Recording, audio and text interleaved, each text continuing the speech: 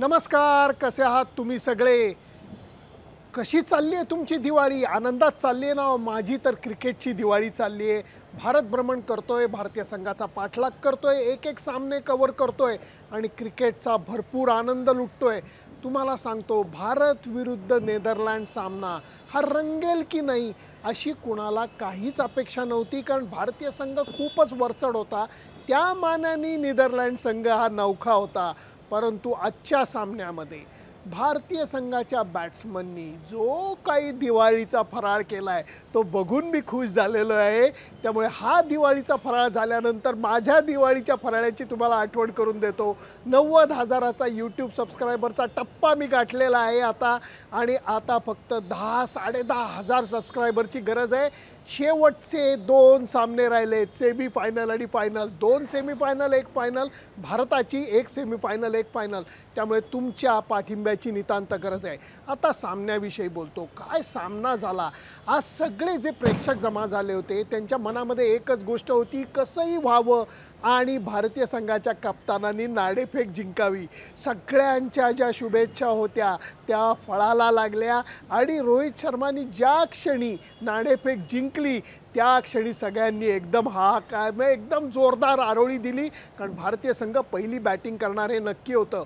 सुरुवातीपासून रोहित शर्मानी तडाखे द्यायला सुरुवात केली आणि त्याच्यानंतर शुभमन गिलनी सुद्धा ठरवलं की आज फटकेबाजी करायची. त्यांनी मारलेली एक सिक्सर चिन्नास्वामीच्या छताला धडकून खाली आली. 95 मीटरची सिक्सर होती, 28 मीटर ती वरती गेलेली होती.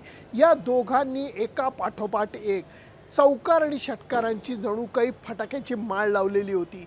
सगळे बोलर्स थक्क होऊन बघत होते की बाउंड्री लाईनकडे बॉल जातोय कसा.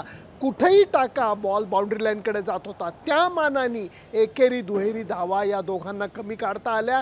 कारण मध्येच ते सावध पवित्रासुद्धा घेत होते. या दोघांनाही खरं तर मोठा स्कोर उभारायची नामी संधी होती. परंतु अर्धशतक केल्यानंतर दोघंही फटका मारताना आऊट झाले. इवन ते झाल्यानंतरसुद्धा चिन्नास्वामीचे प्रेक्षक खुश होते. का विचारा. अहो असं काय करता. शुभमन गिल आऊट झाला तरी नंतर लोकल बॉय, एका अर्थाने लोकल बॉय विराट कोहली बॅटिंगला आला. विराट कोहली बॅटिंगला आल्यानंतर जम बसवायला त्यांनी थोडासा वेळ घेतला आणि नंतर खास त्याच्या ठेवणीतले फटके बाहेर काढले. रोहित शर्मा बाद झाला तरी श्रेयस अय्यर विराटला येऊन मिळाला होता आणि दोघांनी छान भागीदारी चालू केली. जेव्हा विराटने अर्धशतकी मजल मारली तेव्हा सगळ्यांना वाटलं येस, विराट कोहली आज अर्धशतक म्हणजे 50 नाही, दुसरा 50 करणार. म्हणजे काय, 50वे शतक करणार. परंतु जसे पहिले 2 बॅट्समन फटका मारताना आऊट झाले तसंच वॅन्डर मर्वला स्टंपातला बॉल लेटकट करायच्या नादामध्ये विराट कोहली बोल्ड झाला आणि सगळ्यांनी एकदम असं चुकचुकल्यासारखे आवाज मला ऐकू आले. आणि त्याच्यानंतर जेव्हा वाटलं होतं भारतीय संघ आता 300-350चा धावांचा पाठलाग करेल, तिथपर्यंत पोचायचा प्रयत्न करेल. कारण के.एल. राहुल येऊन मिळाला होता श्रेयस अय्यरला. नंतर श्रेयस अय्यरनी सर्व खेळाची सूत्र स्वतःच्या हातात घेतली. दर्जेदार बॅटिंग केली, दर्जेदार, ॲब्सोल्युटली दर्जेदार. आणि त्याच्या मनगटाला हाताला थोडे क्रॅम्प्स येत होते तरी फटकेबाजी त्यांनी थांबवली नाही. त्याच्या खेळीचं एक वैशिष्ट्य सांगतो. 9 चौकार आणि 2 षटकार त्यांनी शतक करताना मारले तरी 84 का आसपासच्या बॉलमध्ये त्यांनी शतक पूर्ण केलं. त्याला कारण असं होतं, एकेरी दुहेरी धावांवरती त्याचा भर होता. सारखा तो स्ट्राईक बदलून नॉन स्ट्रायकिंग एंडला जात होता. त्यामुळे बॉलर्सची अडचण अशी झाली की कधीच त्यांना एका बॅट्समनला 5-6 बॉल टाकता आले नाही. सुरुवातीपासून के.एल. राहुल एकदम छान बॅटिंग करत होता. त्याच्या बॅटच्या मधोमध बॉल लागत होता. आणि ज्या वेळेला श्रेयस अय्यरचं शतक झालं त्याच्यानंतर त्या दोघांनी जो गिअर बदलला तो तुम्हाला सांगतो साध्या गाडीतनं एकदम फरारी गाडीचा त्यांनी गिअर टाकल्यासारखा वाटला.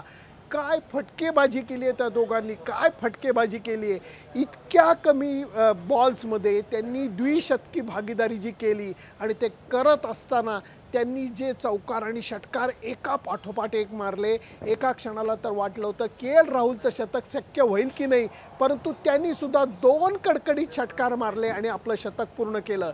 या दोघांचंही वर्ल्ड कपमधलं हे शतक फार मोलाचं आहे. कारण दोघंही चांगली बॅटिंग करत होते. के.एल. राहुलचं तर पहिलं शतक पहिल्या मॅचमधलं थोडक्यात हुकलं होतं, तो नाबाद राहिलेला होता कारण हार्दिक पांड्यांनी सिक्सर मारलेली होती. एनिवे आज मात्र तसं झालं नाही कारण श्रेयस अय्यरनी 128 धावा केल्या. के एल राहुलनी 102 धावा केल्या आणि भारतीय संघाने 410 धावांचा डोंगर उभारला. हा डोंगर पार करण्याची ऐपत ही नेदरलँडच्या फलंदाजांमध्ये नव्हती. त्याच्यात त्यांचा दोष नाही, कारण तो संघ नौखा आहे, त्या मानाने नवीन आहे. परंतु त्यांचं कौतुक अशा करता करायला लागेल की त्यांनी विकेटवरती तग धरला. जिथे इतर बॅट्समन भारतीय बॉलर्स पुढे नांगी टाकत होते, तिथं डच बॅट्समननी मात्र विकेटवर उभं राहण्यासाठी प्रयत्न केला. बुमराहनी सुरुवातीचा स्पेल नेहमीप्रमाणे इतका चाबूक टाकला, इतका अचूक टाकला की बॅट्समनला त्यांनी कित्येक वेळेला बीट केलं. परंतु त्याच्यानंतर सिराजनी सुरुवातीला अगदी पहिल्या ओव्हरमध्ये विकेट काढली आणि नंतर मात्र 2 फिरकी गोलंदाजांनी विकेट काढल्या. त्याच्यामध्ये एक चमत्कारिक क्षण आज चिन्नास्वामीवरती बघायला मिळाला. अचानक लोक ओरडायला लागले, अरे म्हटलं काय झालं काय? विराट कोहलीला बॉलिंगला बोलवलेलं होतं आणि विराट कोहलीला बॉलिंगला बोलवल्यानंतर लोकांच्या अपेक्षा वाढल्या. आणि तुम्हाला सांगतो, विराट कोहलीने एक साधा बॉल लेग स्टंपच्या बाहेर टाकला.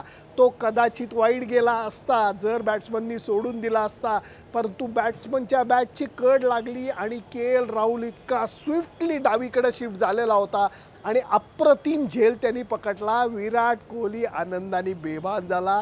लोक प्रेक्षक एकदम ओरडायला लागले आणि त्याच्या चेहऱ्यावरती शतक केल्यासारखा आनंद होता, इतका तो आनंदित झालेला होता. हा जो विकेटचा भाग होता याच्यामध्ये के एल राहुलची जास्त मोठी भूमिका होती असं मला वाटतं. सुरुवातीचा पहिला कॅच, नंतरचा हा कॅच, के एल राहुल अप्रतिम कामगिरी करतोय विकेट कीपर बॅट्समन म्हणून. त्याच्याविषयी मी नंतर एकदा वेगळ्या ब्लॉगमध्ये बोलणार आहे, कारण तो बोलण्यासारखाच अत्यंत महत्त्वाचा विषय. आज भारतीय संघाने दणदणीत विजय मिळवलेला आहे. एका अर्थाने एक वर्ल्ड कप आपण जिंकला अशा अर्थाने मी म्हणतोय. 9च्या 9 संघांना दर्जेदार क्रिकेट खेळून मोठ्या फरकानं भारतीय संघानं पराभूत करून दाखवलेला आहे. त्यामुळे एक टप्पा नुसता जिंकलेला नाही आहे, तर एका टप्प्यामध्ये आपण मोठी कामगिरी केली आहे आणि त्याचं कौतुक हे व्हायलाच पाहिजे. आजच्या सामन्यामध्ये इंटेन्सिटी बॉलिंगमध्ये किंचित कमी होती, त्याचं कारण स्वाभाविक आहे, परंतु तरीही भारतीय संघाने नजर ढळून दिली नाही, एक दणदणीत विजय मिळवला. त्यामुळे भारतीय संघ आता परत एकदा आनंदाने समाधानाने मुंबईचा प्रवास करणार आहे उपांत्य फेरीसाठी. आणि त्याचा एक अत्यंत महत्त्वाचा ब्लॉग हा मी तुम्हाला उद्या संध्याकाळी सादर करणार आहे. त्याची नक्की वाट बघा, कारण त्याच्यामध्ये मी प्रिव्ह्यू करणार नाही आहे. मी त्याच्यामध्ये आपण भारतीय क्रिकेट रसिकांनी या उपांत्य फेरीकडे कशा अर्थाने बघितलं पाहिजे याचं थोडं विवेचन मी करणार आहे तुमच्यासाठी, खास वेगळ्या पद्धतीने लेले स्टाईलमध्ये. त्यामुळे त्याची नक्की वाट पहा.